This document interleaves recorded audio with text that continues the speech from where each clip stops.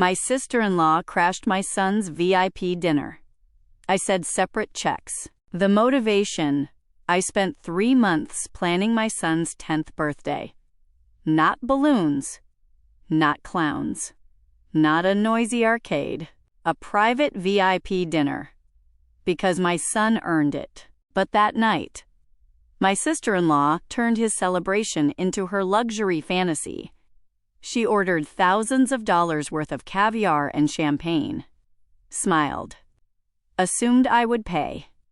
And that's when I calmly looked at the waiter and said, separate checks. What happened next destroyed her image and exposed the truth about who she really was. The hero, my son Ethan, isn't like other kids. He's quiet, focused, sensitive.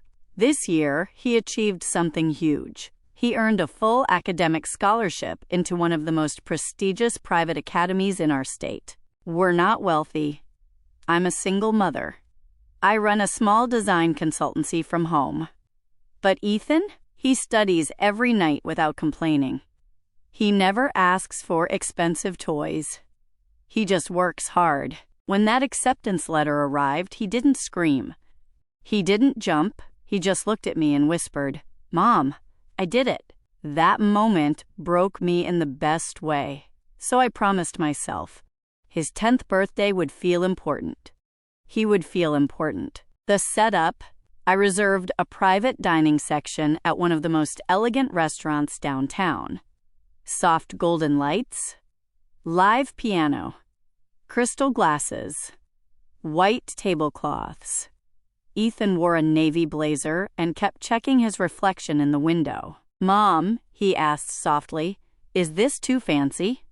I smiled. "You deserve fancy." It was supposed to be intimate. Just my parents, my brother Daniel, and his wife Vanessa. That was my first mistake. The intrusion: Vanessa doesn't enter rooms. She performs entrances. She walked in 20 minutes late, high heels clicking loudly. Designer purse. 2 teenage daughters filming on their phones. "Oh good," she announced, not even looking at Ethan. "We didn't miss the expensive part." I felt something tighten in my chest.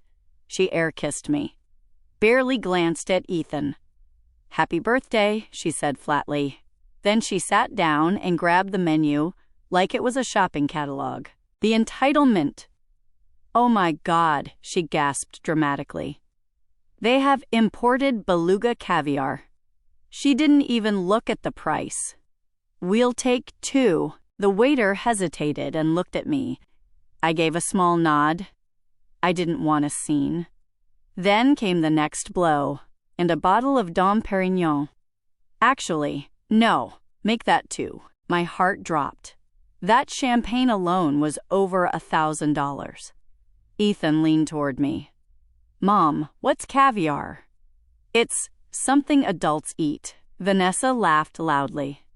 "It's what successful people eat." Successful people. Her daughters started recording stories. Luxury birthday vibes. Family living big. Meanwhile, Ethan sat quietly. His moment was disappearing. Dish after dish arrived. Wagyu steak. Seafood towers. Truffle sides. They ordered like they were at a billionaire's wedding. Daniel leaned toward me and whispered, "You're covering this, right?" That was the moment something inside me snapped. The decision: finally, they brought out Ethan's cake. Chocolate. Gold lettering. "Happy 10th birthday, Ethan." The staff dimmed the lights, but Vanessa was mid-selfie. "Wait, don't light it yet." "My lighting is bad." Ethan just stood there, holding his breath, waiting. That's when I stood up. Calm. Steady. And I said, "Before we continue, I need to clarify something." Vanessa rolled her eyes. "What now?" I looked at the waiter.